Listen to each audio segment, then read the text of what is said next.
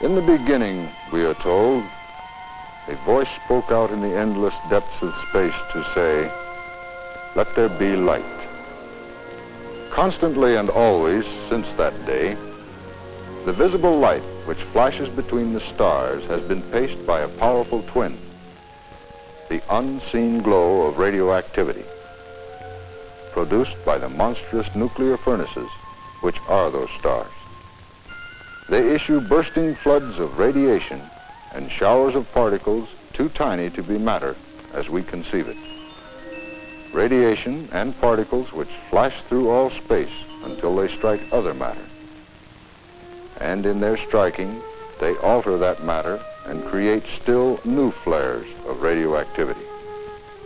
Dead asteroids, suns, moons, or green planets. All matter in space receives this constant rain of radioactivity. So radioactivity is no new thing on Earth. In addition to the cosmic bombardment, creation planted unstable atoms in the Earth itself. They are in our mountains, in the air we breathe, in our food, and in the cells of our bodies.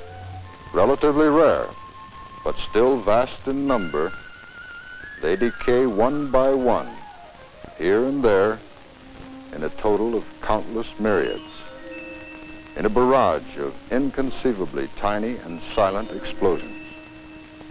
Each explosion is another spark of radioactivity. So all life on Earth has reached its present shape in company with this all-pervading haze of radioactivity. Extremely thin, with extremely low-level intensity, it has always been with us. It is nothing new.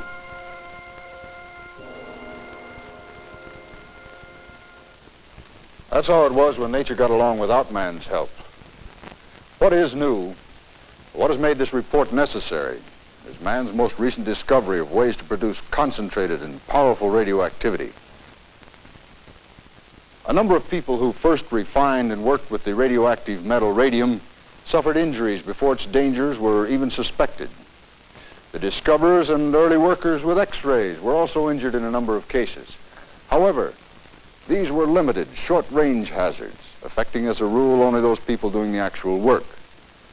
Today, the development of thermonuclear weapons, H-bombs, has enlarged the dimensions of danger. Explosion of such weapons can affect large numbers of people at great distances. Now, there's been considerable public concern and discussion of fallout, particularly worldwide fallout, both from the standpoint of a future war and as a result of past bomb testings. The future is inaccessible, but we can look at the past and estimate its consequences. However, it appears that the estimation is not carried out as easily as it is suggested. There are too many unknowns, too many complex specialties involved for simplicity. Nuclear physics, meteorology, soil science, plant biology, chemistry, biochemistry, statistics, genetics, political science, mathematics, medicine. Each of these has important things to say. Scientists from some of the world's most famous institutions have helped with this work. What is surprising is that final disagreements are so relatively small among the experts who speak in their own fields of competence. Their overall evaluations are strikingly similar, though they may have gotten there by different routes. Now, let us examine the nature of nuclear fallout, which starts when atoms of uranium and other bomb materials are fissioned or split to release energy. The leftover fragments of the shattered atoms make up scores of new elements and isotopes that were not there before. Almost all of these fission products are radioactive, some of them violently so. For example, a very small 1 kiloton nuclear explosion creates only about 2 ounces of fission products.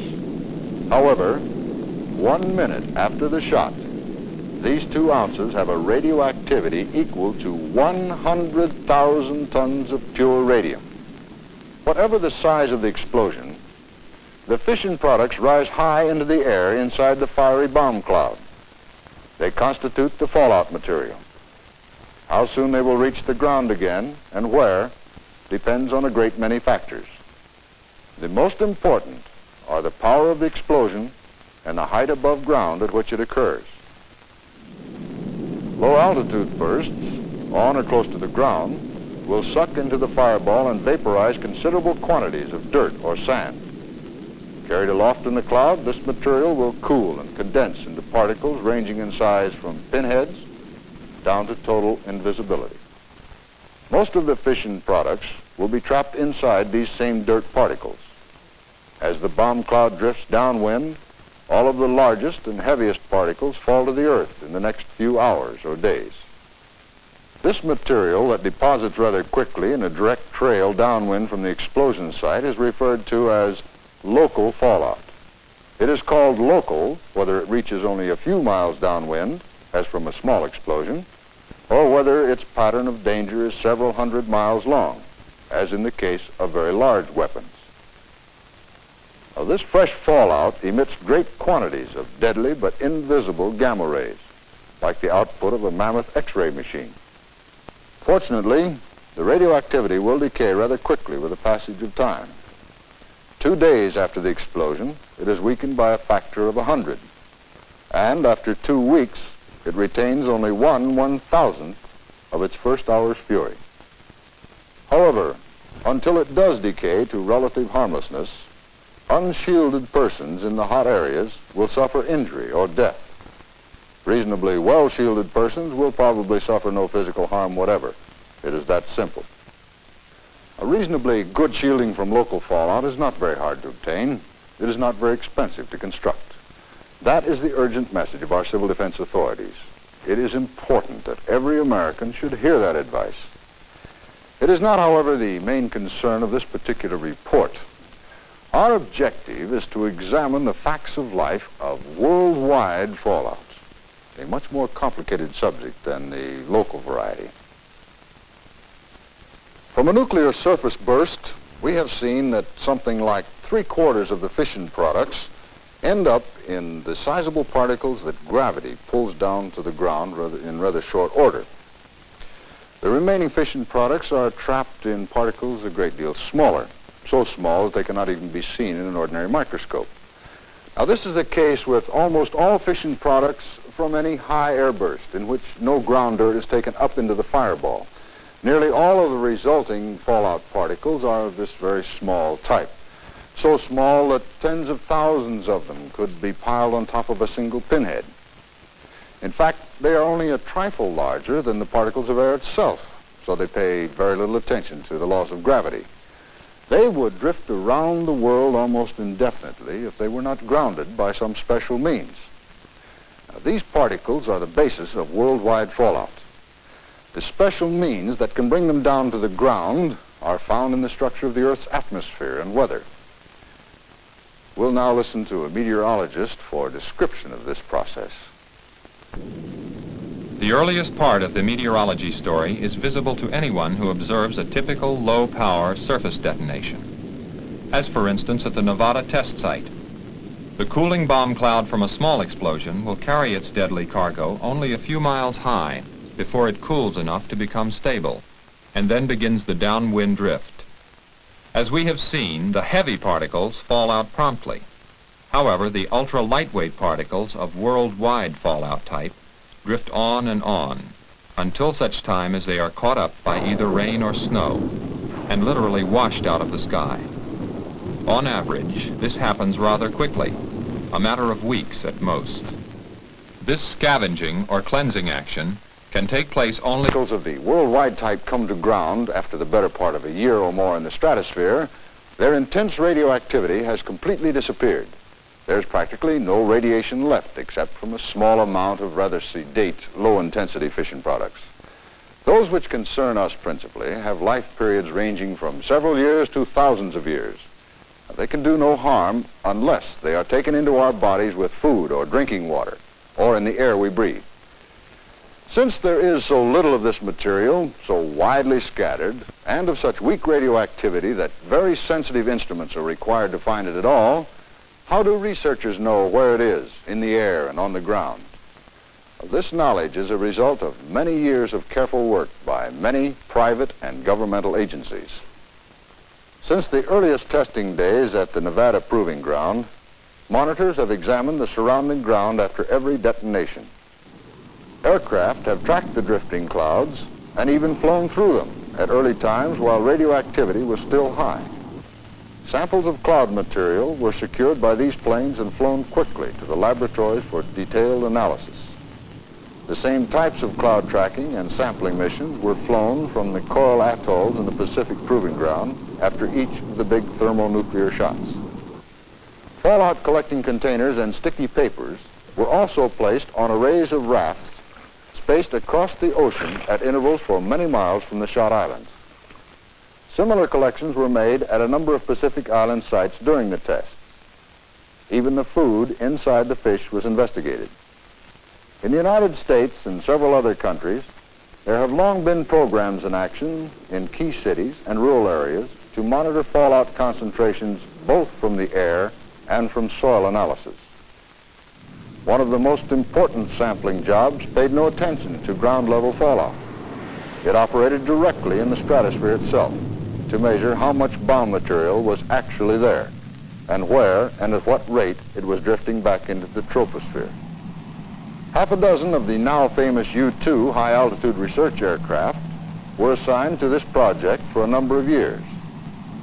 Outfitted with complicated filters, these aircraft flew numerous long-range missions from bases in Argentina, Puerto Rico, and the United States. Their sampling passes were oriented north and south to intercept concentrations of bomb debris on the east-west stratospheric winds.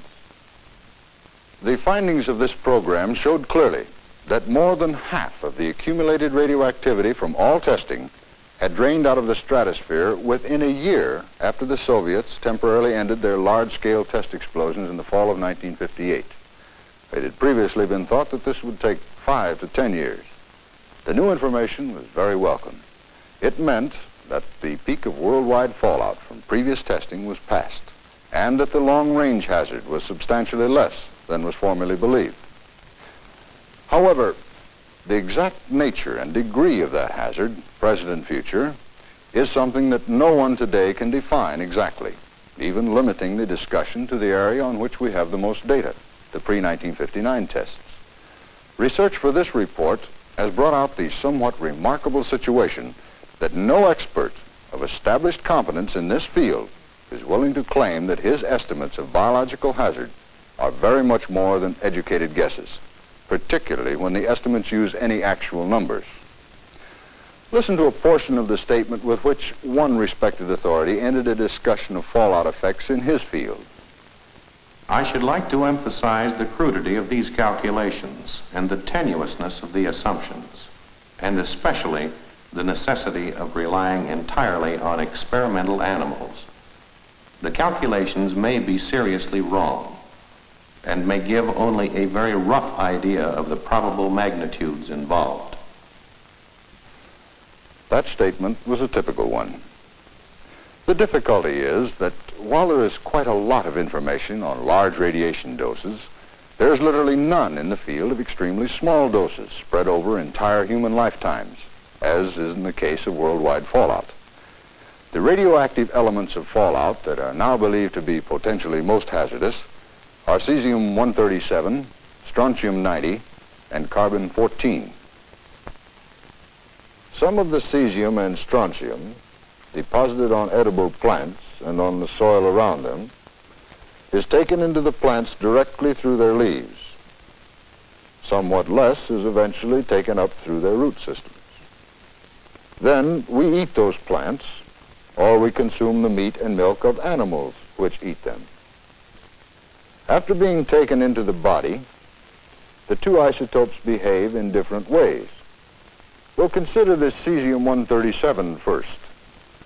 This isotope, once swallowed, spreads throughout the body.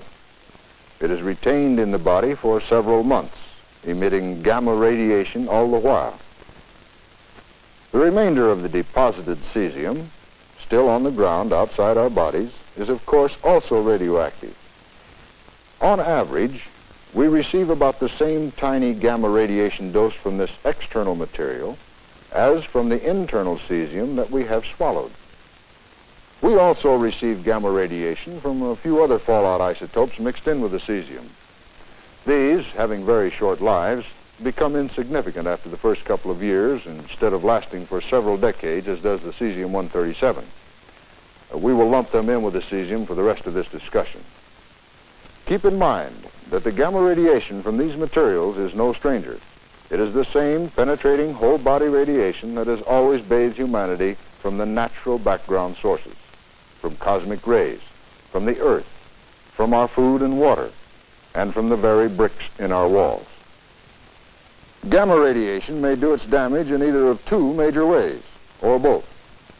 One, it may physically and directly destroy tissue, or eventually cause the development of some kind of cancer. These are forms of what is called somatic injury. Number two, the radiation may cause genetic injury, which we'll define a little later. For both of these types of injury, the crucial question is, how much radiation does it take? The old X-ray unit for measuring radiation is the Röntgen. A roughly similar unit, the REM, is more widely used for discussing biological effects because it makes allowance for the fact that some kinds of radiation are more effective than others in damaging living organisms. The peculiar thing about radiation is that its effect is dependent on the rate at which it is received. One analogy might be the wind. A person who experiences a gentle breeze each day for many years will hardly notice it. Yet, that same total amount of wind could be deadly if it arrived in a single hurricane. A gamma radiation dose that would certainly kill a person if received at a single sitting may do him no detectable harm at all if it is received in tiny installments spread over a period of, say, 30 years. Such a large total dose as that might make the person slightly more likely to develop cancer eventually, but even this is completely unproven and highly uncertain. Now, remembering that uncertainty, consider how uncertain we must be about a far smaller 30-year total dose, several hundred times smaller. That is approximately what we all receive from natural background radiation. So little that its biological effects, if any, are totally undetectable, a matter of guesswork only. If we now do still another division, down to less than 1/50th of the tiny background dose, we finally arrive at the size of the cesium-137 dose that the average person may pick up in the 30-year period starting in 1954. Only 1 or 2% of the background dose for the same period. This is in the northern hemisphere, too, which contains most of the fallout material. Now, let's look at the way these items shape up in actual figures.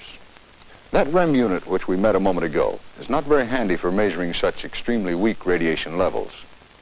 Instead, we'll use a much smaller unit, 1/1000th of a REM, called a millirem.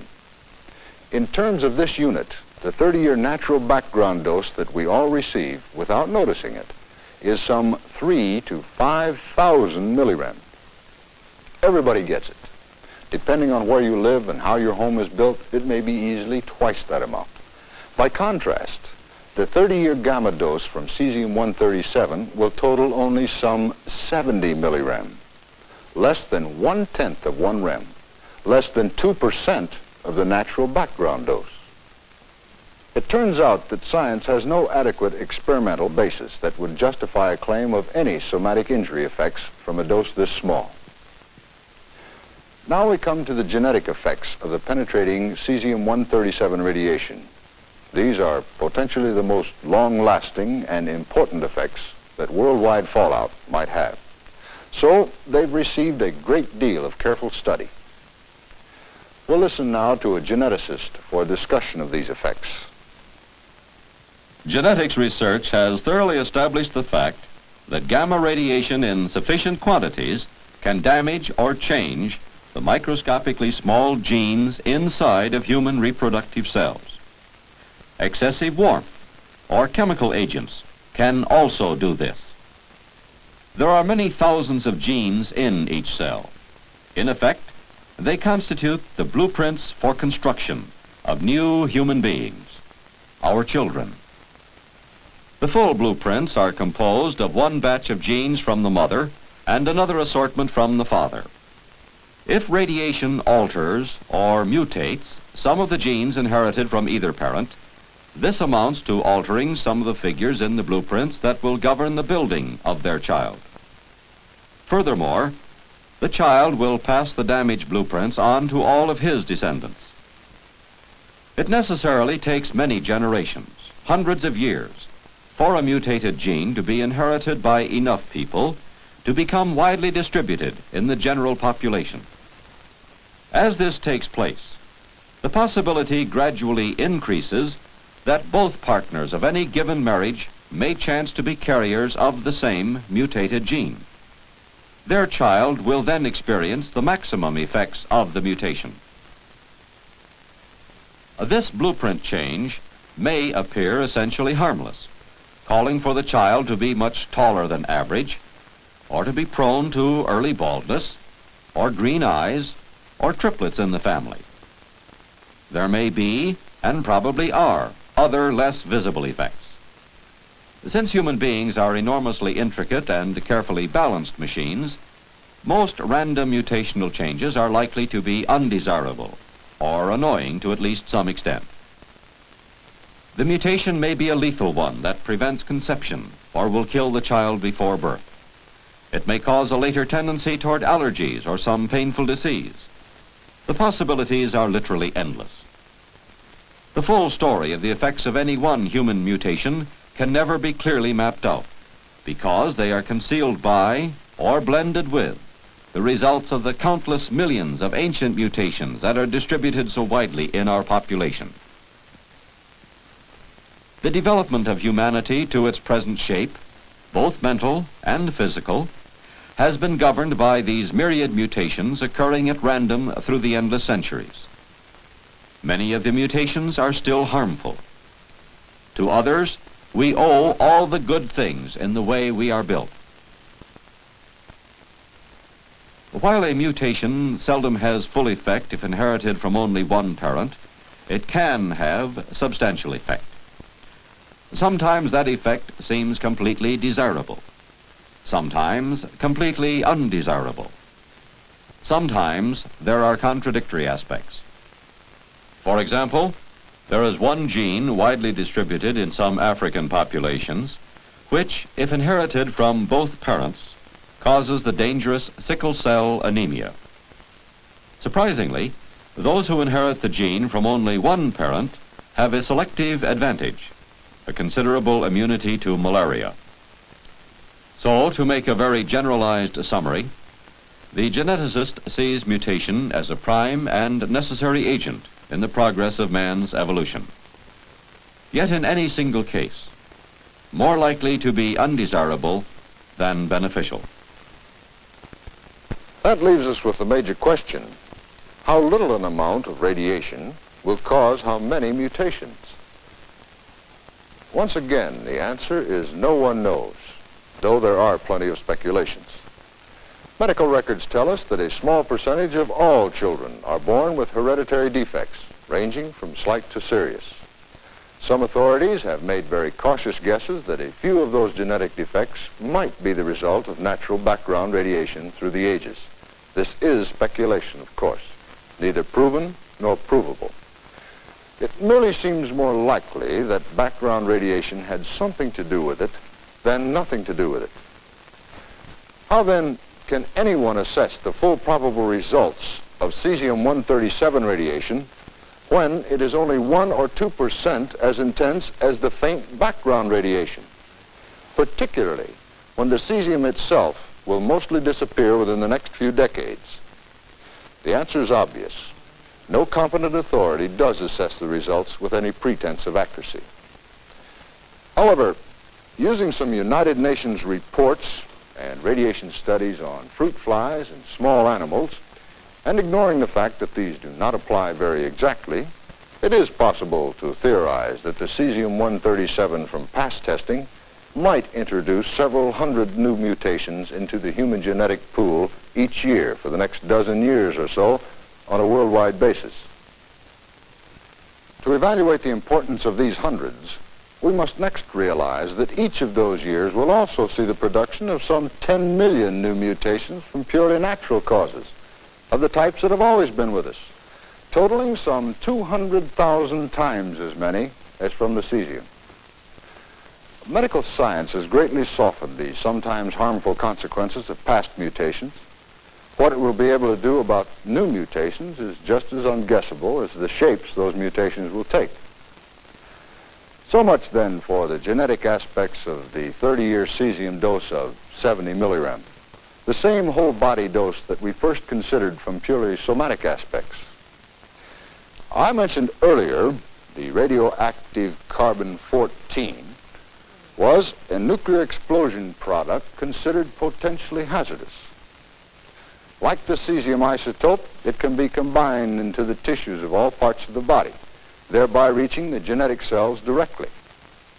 Now, while carbon-14 has a life of thousands of years, most of that which was produced by the past testing will be absorbed into the ground and the oceans within the present generation. On average, it will give each of us a 30-year total dose of less than 5 millirem. Since it is a whole body dose, we can lump it in with the cesium-137 as having possibilities of both somatic and genetic effects, uncertain though they may be. In view of the great uncertainties, it has been very difficult for governmental and international health agencies to decide what limits of what kind of radiation are reasonably safe or acceptable for unavoidably exposed people. Limits of this sort are something like speed limits. There is no positive guarantee of safety when you are under the limit, but there is a good likelihood that you are unsafe if you exceed it very far. For radiation, the limit is called the MPD, standing for maximum permissible dose. It can refer to immediate whole body doses or to total doses accumulated over definite periods of time. It is always a level that is well below that which has been observed to cause injury or which can conservatively be expected to do so.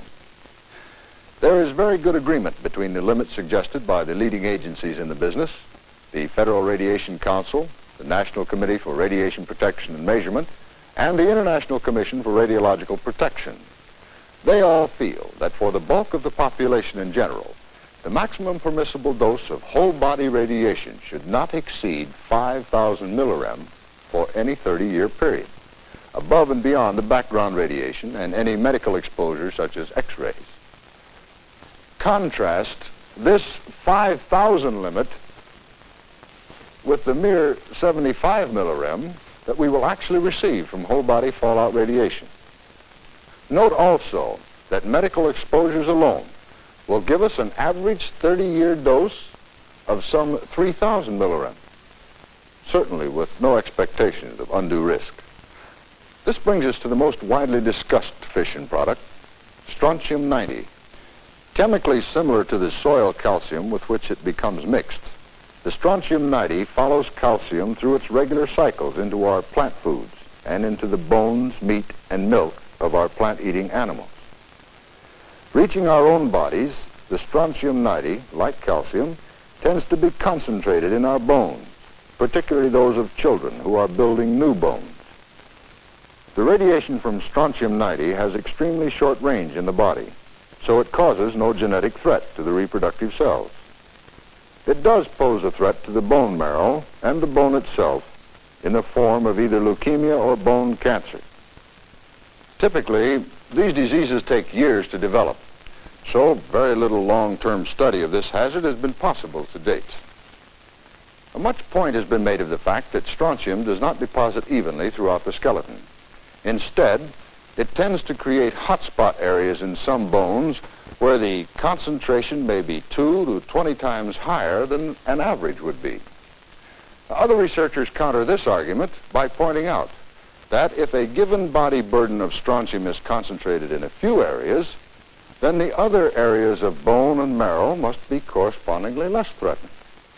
Well, for what it's worth, the highest strontium-90 concentration that has ever been found in young bones since fallout became a problem is at least 100 times lower than the least that has been found capable of causing cancer in mice. But here again, we face the difficulty of comparing mice and men. Some mice are very cancer prone. Others are almost immune. Humans may be equally variable. For our records, we list strontium-90 in the somatic category only because it does not constitute any genetic threat. Now, from a safety standpoint, you'll remember that the total 30-year maximum permissible dose of this whole-body radiation was set at 5,000 millirem. Now, for strontium-90 radiation, the best approximation is 5,600 millirem. Now, contrast this with the latest and most authoritative calculation that from strontium-90, from all past testing, will give the bones of today's children an average 30-year total dose of only 75 millirem. Adults, their skeletons already formed, will pick up only 1/5 of this dose, some 15 millirem. So, what exactly do these strontium figures amount to? Once again, no one is doing much better than guessing.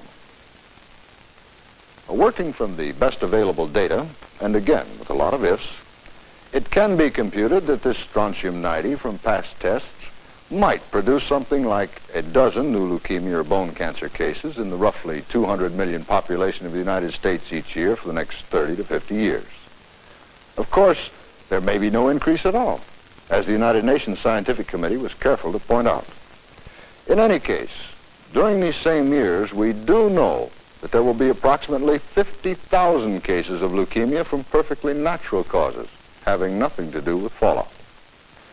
Now, inspecting this array of statistics, it is quite clear that the full radiation doses received from worldwide fallout will be extremely small compared to the natural background levels, to the maximum permissible doses, or to the harmless total of routine chest and dental x-rays which we will all receive. Yet, while the point has been made that no one has proved that such small doses will do the slightest harm, it is equally true that no one has proved they will not. Some public figures have said that the risks are close to zero. Others, proclaiming that the risk is enormous, have juggled figures recklessly, multiplying and remultiplying statistics which were never more than guesswork in the first place. It is highly questionable whether this is a reasonable way to handle hazard statistics when the areas of ignorance are so extremely large. Reviewing the evidence, it seems quite possible, even if not provable, that a few score or even hundreds of people may experience shortened or uncomfortable lives because of worldwide fallout acting through the coming generations. If this should happen, it would be a tragic thing for those injured, no matter how small a number. Whether these statistically very few casualties can be justified is a personal value judgment outside the scope of this report. Each citizen must make his or her own evaluation. There are those few who loudly maintain that there is no actual threat to the free world at all, certainly none that can justify either nuclear testing or nuclear armament. The opposite viewpoint holds that the development of our nuclear power has been an absolutely necessary protection against communist hostility and nuclear threats. In this view, the fallout casualties, if any, will be seen as those of unidentified soldiers in the service of humanity. Unknown soldiers in a war which has not struck, and which our nuclear power may indeed prevent from ever striking. Beyond this, it should certainly be remembered that while fallout may conceivably kill or injure some hundreds of persons in the coming generations, we suffer vastly greater losses every year from causes which seem to excite very little public interest or reaction. Automobile exhausts and oil furnaces continuously contaminate our air with lead and with benzpyrene in large quantities, both of them known for 30 years to be powerful cancer-causing agents. There were over 6,000 deaths in a single smog attack in England a few years ago. There was a killing smog in Donora, Pennsylvania. There are many cities with poisoned air. We are suffering virtual epidemics of lung cancer and heart disease, almost certainly man-made. For some curious psychological reason, none of these, nor many other large and substantial hazards, seem to provoke the blind public alarm that tends to flare up at the mere mention of the word radiation. I hope that this report will supply the information needed to bring the relative importance of these hazards into truer focus, Now, a summary statement. A careful survey of the best available evidence suggests strongly that in comparison to the many, many risks that we all face in today's feverish world, the risk of even minor injury from worldwide fallout is completely insignificant.